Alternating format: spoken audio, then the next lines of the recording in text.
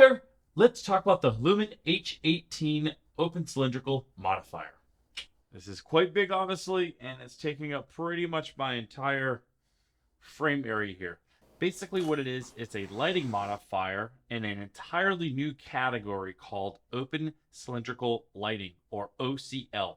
Now, the inventor, Jeremy McGraw, designed this about a few years ago during the pandemic out of a challenge. He's done a lot of product photography over the years, and he said he was constantly setting up basically the same type of lighting system, and he wanted a quicker way to just get in and out and just set it up in just a few minutes. So I received this as part of a partnership with lensrentals.com. We'll talk a little bit more about that later, but they were kind enough to send me the H18 modifier plus the accessory kit that you can get along with it optionally. So thank you so much to lensrentals.com. Briefly, if you are looking to rent equipment, they are definitely my go-to. I've been using them even before we partnered on this project here. So with the H18, basically just using 1 or 2 speed lights, you can achieve professional results that might take you a long time to set up using traditional lighting modifiers. The way it works is you have this open ring here all the way around. It's 360 degrees. It's about an 18-inch staging area. So basically, if you can fit your product inside this circle, then you could take a photo of it. And what you do is there's these openings here, and then there's like a strap.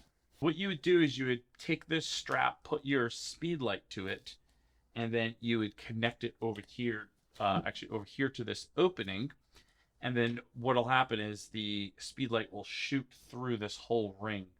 Now, it's definitely better if you have 2 speed lights, but you can definitely do it with 1, and I've done it with 1, and I'll show you some results of using it with just 1 speed light. Now, the other option is they also have a studio light adapter that you can get. And so that studio light adapter looks something like this. Basically, it would attach onto the opening part here, and then it has a standard bowens mount, and so you can connect just about any type of lighting system that uses a bowens mount. So you can either use a studio strobe or a COB video light. Either of those would work. And I did end up using a COB video light in addition to one of the speed lights. So obviously with the video lights, you don't get the same power output for photography. But if you want to use it to make video clips, maybe out of like a spinning product on a turntable or something like that, it'd be very effective for that. Now, candidly, the first time setting this up, it was pretty intimidating.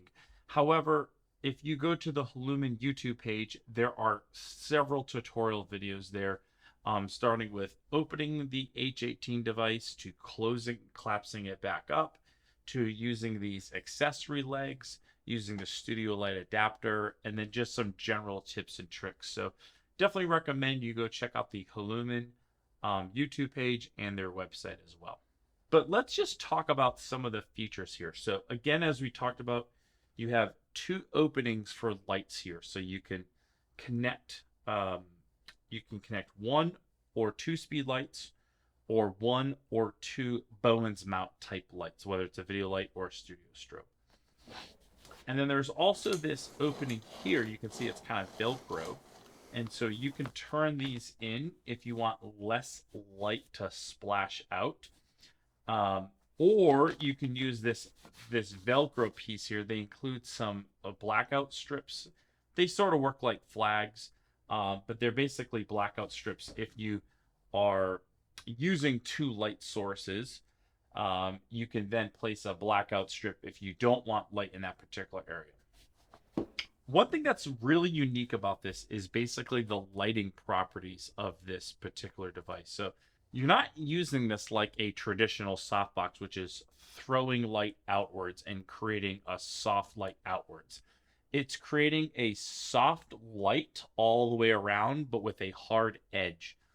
So as you'll notice, depending on where you place your item, you can place it basically in the back of the item, in the back here. So if you're shooting this way with your camera and you have your item in the back here, like where my hand is, it will give you probably what you're most familiar with the light shooting onto the subject.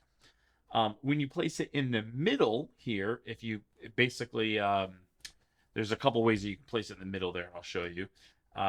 You'll get basically a nice soft but hard edge around the subject. And then if you place it in the front, it's going to be a little bit more backlit. So again, you got to remember that we're also talking with small items here. So there might be small products, jewelry. It could also be food that you're photographing, like one plate of food. You know, you're not going to do like an entire table of something, but you're just going to have one plated item with a glass or something of that nature. Let's say I was taking a picture of this item here. You could just hold it down and you could take a picture this way. You could also lay it flat and you could do a flat lay that way. That's another popular way. And so that kind of puts your product right in the center of that ring there. So if you were going to be doing it handheld, you can kind of just hold it. But I did it that way where I was holding it and I was trying to back up enough, but it was just kind of an odd shooting position. If you're going to rent this or you're going to buy this, I would highly recommend getting the leg adapters. Now, I believe the leg adapters are sold separately from the studio light adapter, or you can get them as a combination of the both of them. But you could basically use the leg to just prop this up so that way you could shoot this hands-free. So perhaps this isn't exactly a flat lay, but you have your item here, and then you could just stand back a little bit and you can take one that's at an angle. So if you're taking food photography at like a 45-degree angle, then that would look really pleasing that way.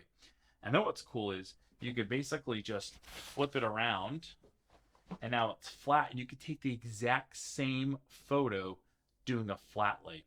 That's what I find is really the best feature and convenience of this isn't the how quick this can be set up, it's how quick it can be changed for a different type of photo. That's really where I see the real convenience and the real power of this type of modifier is in how quickly you can change it from one type of shot to the other. So from a shoot through to a angle to a flat lay. I've been using lens rentals for, I don't know, maybe like a year now. I used to use borrowlenses.com and they're pretty good. But what prevented me from ordering rentals from them more is the shipping charge. Lens Rentals has this really unique shipping option. That's what really attracted me with them. It's basically like a prime shipping, but for rentals. So I paid, I believe it was $100 for the year, and you get unlimited free shipping on all orders. You just choose their standard shipping and let the Lens Rentals decide, and then they'll decide which is the best shipping to get it to you on time for your delivery date. I needed a 70 to 200 lens for an event that was coming up on a weekend, and I needed it last minute. I ordered it at Thursday at 4 p.m. and it got here Friday the next morning because I chose the overnight. So, and I only had to pay a little bit extra for that overnight. I think it was like $10. But I was able to order it at Thursday late in the day and then have it here the next morning. Lensrentals.com. Thank you so much for sending this to me. So those are the things that I love about it. Let's talk about a few things that I'm not super crazy about it with. The legs definitely take some learning to do. I had to watch the leg video several times in order to figure out basically how to get this stabilized. It wasn't obvious just simply setting this up once and kind of putting the leg down and getting it to stand still or getting it to kind of lay at an angle still. I think it's just that when you are so used to using traditional lighting modifiers like soft boxes or reflector dishes, those are pretty straightforward. You're just attaching it to the light and then you're simply shooting it through. I mean, everything is based on that light projecting forward. And so because this is a completely brand new type of lighting modifying system, it's just going to take a little bit of adjusting to getting to. I really wanted to just show you my experience, some of the complications that I ran into, some of the challenges, but also a lot of the wins. I think this is a fantastic product. I think even just getting to this point after a couple of years and just basically finding a problem and creating a really unique solution for it, and a solution that just works. You know, again, once you get used to it, it just works. I think that's a huge leap forward for product photography. So yeah, if you're looking to rent equipment, Lens Rentals is definitely the way to go. They also rent other equipment that I found that other rental companies, online rental companies, don't offer. Like they offer drone rentals as well. That's one unique thing I found with them, is that they also rent out drone equipment as well. But otherwise, again, that's it. Check out Halumin at haluminphoto.com, and check out Lens Rentals at lensrentals.com. Otherwise, see you in another review. Thank you so much.